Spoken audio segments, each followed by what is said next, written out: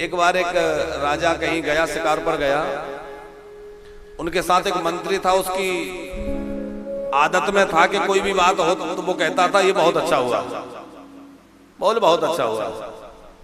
तो शिकार करने राजा गया तो वहां बाण चलाते हुए किसी प्रकार तरकस से उससे जो है उसकी उंगली कट गई।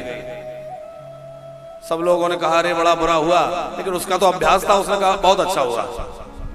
राजा को क्रोध आ गया कि मेरी उंगली कट गई और तू कह रहा है बहुत अच्छा हुआ, निकाल दो इसको अभी मेरे यहां से, नहीं रहेगा मेरे पास। उसको निष्कासित कर दिया। अब राजा शिकार करते करते गहन वन में चले गए और भटक गए। उनके सैनिक अलग हो गए, वो अलग हो गए, रास्ता भूल गए, भटक गए।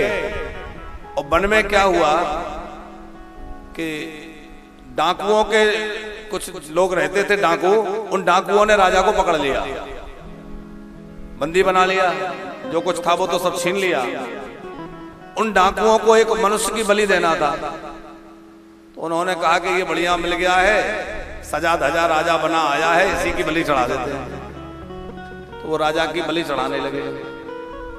अब बलि चढ़ाने के लिए उसको बंदी तो बना लिया, लेकिन डाकुओं के सरदार ने कहा कि देखो कहीं से ये खंडित तो नहीं है, क्योंकि खंडित व्यक्ति की बलि नहीं चढ़ती।